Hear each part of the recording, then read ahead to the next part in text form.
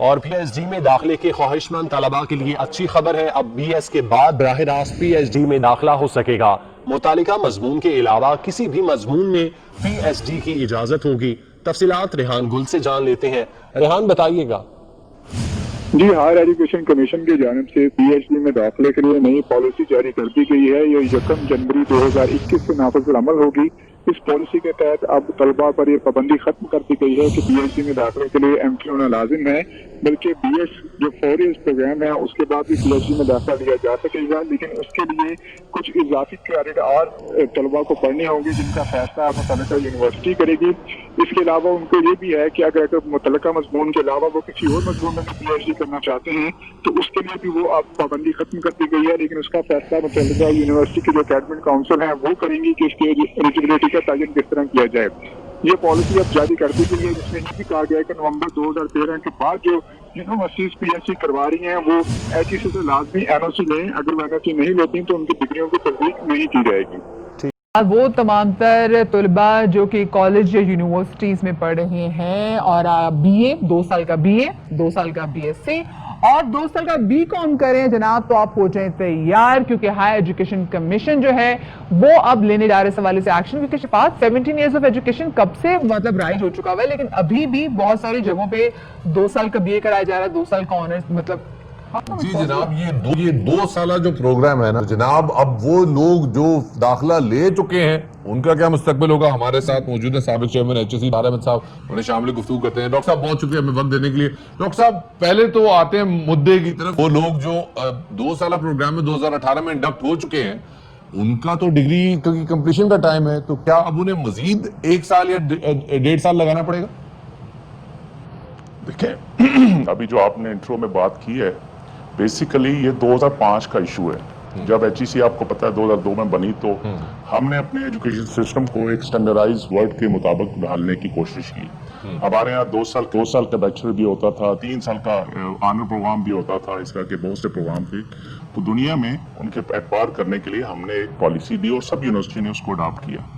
जो इशू था वो था एफिलिएटेड कॉलेजेस, जो तकरीबन 4000 के करीब है पाकिस्तान में, जहाँ से मुख्तलिफ एफिलिएटेड कॉलेज पब्लिक सेक्टर से या प्राइवेट सेक्टर से एफिलिएटेड है। और कुछ यूनिवर्सिटी के अंदर भी 2 साल प्रोग्राम चल रहे हैं। BCom आपने कहा, BA का, BSc कहा, इसके अलावा 2 साल मास्टर भी है, वो भी रोक दिया गया था।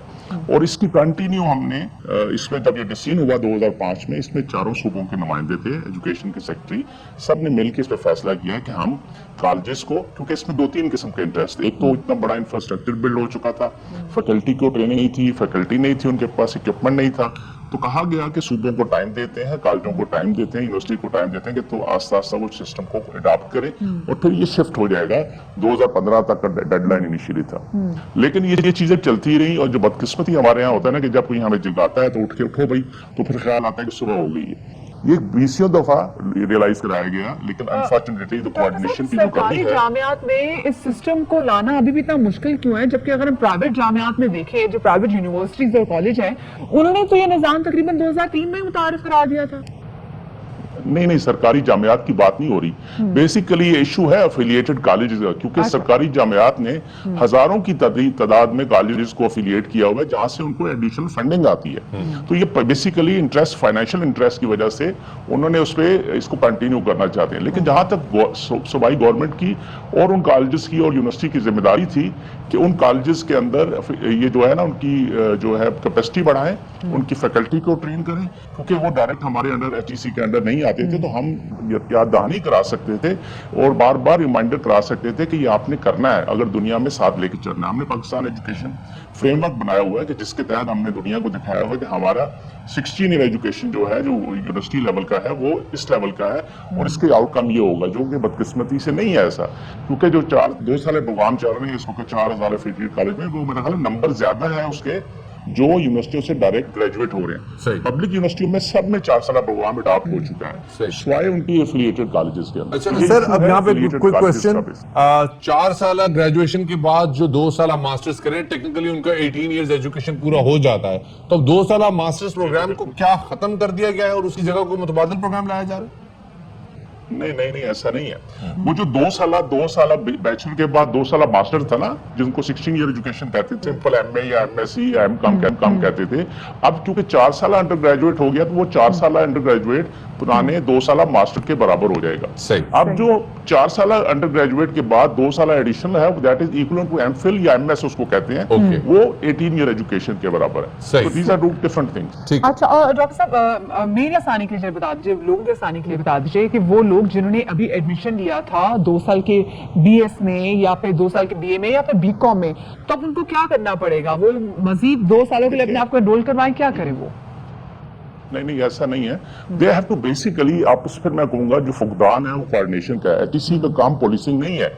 इनको चाहिए कि सूबाई गवर्नमेंट और जिनके हायर एजुकेशन डिपार्टमेंट है, जिनके अंडर वो कॉलेजेस आते हैं, वो मिलकर एचईसी के साथ बैठे और कोऑर्डिनेशन के तहत कोई और टाइम थोड़ा सा लेके चीजों को अडॉप्ट कर लें। That is the only solution, there is no shortcut.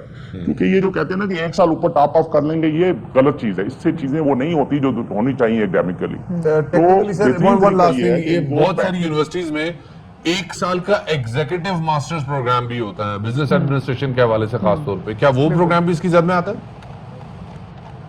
बिल्कुल। बेसिकली देखें, कुछ चीजें होती हैं जिनको कहते हैं स्किल सेट इंप्रूव करने के लिए। तो ये एग्जीक्यूटिव प्रोग्राम बेसिकली जो ऑलरेडी ऑन जॉब होते हैं लोग, उनके लिए एग्जीक्यूटिव प्रोग्राम बिजनेस में पढ़ाया जाता है, दुनिया में पढ़ाया जाता है, कि ताकि उनकी स्किल्स